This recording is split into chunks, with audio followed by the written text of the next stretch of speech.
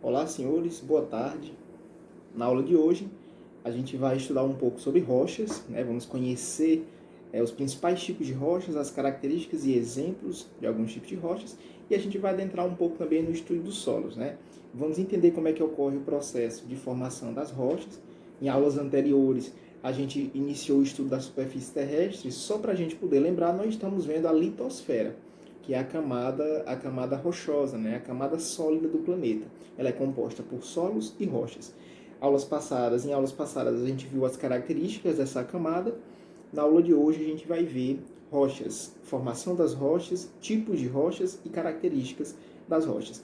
Vai entrar um pouquinho no estudo dos solos e vamos ver também as principais técnicas que são utilizadas para o devido manejo, para o correto manejo e a utilização dos solos, certo?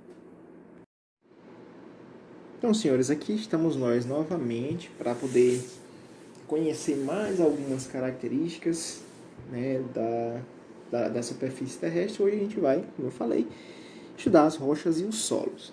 Certo? Em aulas passadas, para a gente recapitular, nós vimos a estrutura da Terra, vimos quais são as camadas que compõem, nós vimos os principais agentes que são responsáveis pela modelagem do relevo, que são as mudanças que ocorrem aqui na superfície terrestre. Nós vimos a teoria da deriva continental, do Alfred Wegener, que fala sobre a migração dos continentes e fala sobre a existência de placas que se movem, né? E essa movimentação é responsável pela dinâmica da superfície terrestre. Nós vimos, originam os terremotos, originam o vulcanismo, originam os tsunamis. Né? Esses são os principais eventos que ocorrem, que suas características se manifestam aqui na superfície terrestre, mas que vêm lá do núcleo. Hoje a gente vai, então, estudar as rochas e os minerais. E aí, pessoal, para a gente começar, a gente faz duas perguntinhas. Primeira pergunta: de que são feitas as rochas? Como elas se formam? E quantos tipos diferentes de rochas existem? Será que elas são todas iguais? A gente vai ver que não. A gente vai ver que existem variados tipos de rochas com características diferentes, com as mais variadas características. As rochas, galerinha, são formadas por minerais, né? Substâncias químicas sólidas e geralmente de origem inorgânica, ou seja, de origem não viva, né? De forma bem simples para vocês entenderem.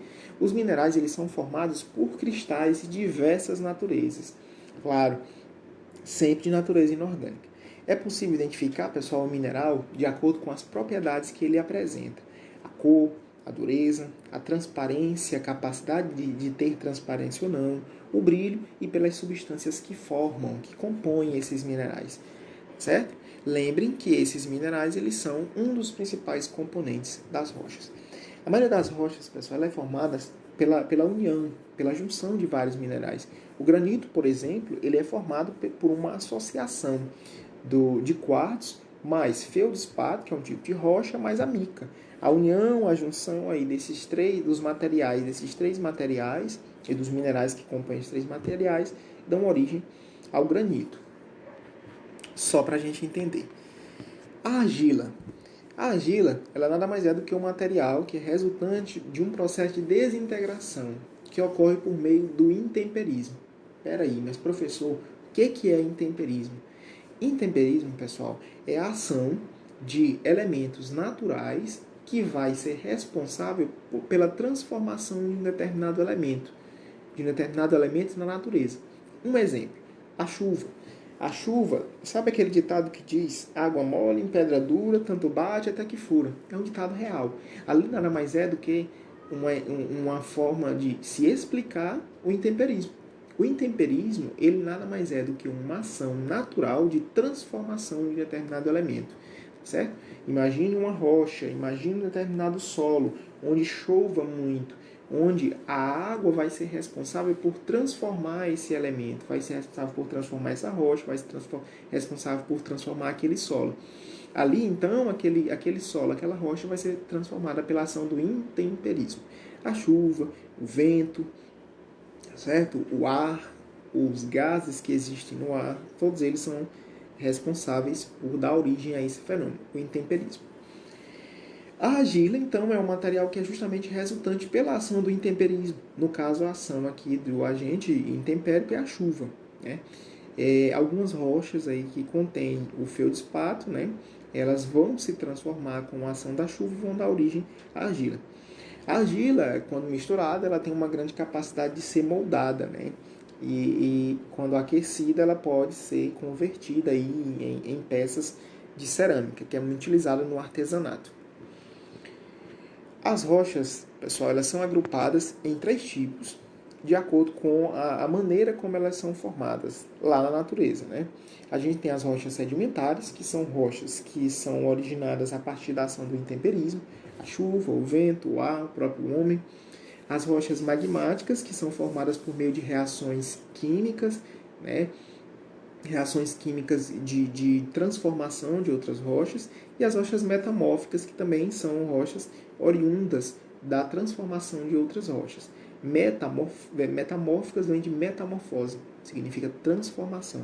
Então são rochas que surgem a partir do processo de transformação de outras rochas. Certo? A gente vai já ver algumas características bem mais detalhadas. Olha aí, as rochas magmáticas. Rochas magmáticas, pessoal, elas são rochas de origem vulcânica. Elas são formadas geralmente a partir da lava de vulcões em erupção. Essa lava se resfria, ela se torna sólida, e a partir do magma que existe dentro da crosta terrestre são originadas essas rochas. Um exemplo é o basalto, que é muito utilizado em construções para fazer calçadas. O granito, que é muito utilizado em cozinhas e banheiros, é uma pedra com características bastante interessantes e bastante dinâmicas, de cores variadas, que apresentam um brilho bem elevado quando polida, né? Claro, ela não tem essa característica natural, ela polida dá essa característica bem interessante, é muito utilizada em pedras, em cozinhas, banheiros, por aí vai. As duas, então, são rochas magmáticas, são rochas de origem vulcânica. As rochas sedimentares. Rochas sedimentares, como eu falei agora há pouco, são aquelas rochas que são formadas a partir do intemperismo, da ação da chuva, do vento e de outros agentes. Esses agentes, eles desgastam as rochas e eles vão carregando fragmentos. Esses fragmentos são levados para determinadas regiões. Em determinadas regiões, eles vão se unindo, eles vão se soldando um ao outro e dão origem à rocha. Aquela rocha que se forma, então, pela agregação de materiais que se formaram pela ação da chuva e do vento, a gente chama de rochas sedimentares. Então, peraí, professor, rochas magmáticas são aquelas rochas de origem vulcânica. A lava que é expelida do vulcão, quando resfriada, se transforma em um material sólido. Ali é uma rocha. De que tipo? Magmática. E as sedimentares, então, são formadas a partir da agregação de minerais e de materiais que eu encontro no solo. Mas esses materiais são carregados para determinadas regiões pela ação do vento, da chuva e de outros agentes naturais. Essas rochas são rochas sedimentares. Certo? Exemplo de rochas sedimentares, a gente tem o arenito, que são formados por grãos de quartzo, o argilito, que são formados por grãos de argila, daí o nome, e o calcário, que é formado principalmente por sais de cálcio. Rochas metamórficas. As rochas metamórficas, como eu falei agora há pouco, são rochas que são originadas a partir da transformação de outras rochas. De que tipo, professor? Rochas magmáticas e rochas sedimentares. Rochas magmáticas e sedimentares, quando se transformam, transformam-se em rochas metamórficas. Elas vão elas vão sofrer um processo geralmente químico e onde vai ocorrer uma mudança na organização dos minerais que compõem a rocha. Essa transformação desses minerais então dá origem a um novo tipo de rocha. Um exemplo, professor, o mármore. O mármore que é muito utilizado na fabricação de estátuas, né? E é utilizado também como decoração, né? Decoração de residências.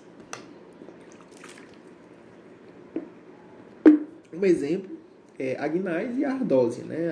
A gneiss, que é formada a partir da transformação do granito, e a ardósia, que é formada a partir da transformação do argilito. A gente tem a imagem aí, ó, da ardósia, região superior, na parte de cima, do lado direito, e na parte de baixo a gente tem aí as amostras, né, das placas cortadas que são utilizadas em pavimentos, né, pavimentos de calçada. O pão de açúcar, né, o famoso pão de açúcar localizado lá no Rio de Janeiro, ele é um exemplo de uma formação de gneiss. Lá a rocha lá, então, é uma rocha metamórfica, certo? Ciclo das rochas. Professor, então, como é que as rochas se formam? Eu já sei que elas se formam pela junção, união de minerais e pela ação de alguns agentes, como o caso do vento, da chuva e do próprio homem. Mas então, como é que se formam de fato as rochas? Tá aí, ó. Você tem um exemplo lá no início. Vamos começar o ciclo pela rocha sedimentar. Você tem uma rocha sedimentar. Essa rocha sedimentar que é formada a partir da agregação de sedimentos, por isso que ela é assim chamada, rocha sedimentar. Esses sedimentos se unem pela ação do vento, da chuva e do homem, dão origem à rocha sedimentar. A rocha sedimentar, quando ela é submetida a uma temperatura e a uma pressão elevada, ela se transforma, dando origem a um outro tipo de rocha. Esse tipo de rocha formado vai ser a rocha metamórfica, porque ele sofreu uma transformação. A rocha metamórfica, quando ela é fundida, ou seja, quando ela é submetida a altas temperaturas, geralmente em locais de origem vulcânica, após ser resfriado e solidificado, dá origem a um outro tipo de rocha, que é a rocha magmática, rocha de origem vulcânica. Essa rocha magmática, ao sofrer a ação do intemperismo e a compressão, redução de temperatura e de pressão, o que vai acontecer? Ela transforma-se em uma rocha sedimentar. Note, pessoal, que é um ciclo. Uma rocha sedimentar, ela não se forma sedimentar e passa o resto da vida sedimentar, não. Ela se transforma em rocha metamórfica, essa metamórfica se transforma em rocha magmática e o ciclo fica se repetindo. Daí o processo de dinâmica, da formação das rochas que existe na natureza. Certo? E não existe rocha sem solo. Se tem solo, tem rocha. Se tem rocha, tem solo. Por quê, professor?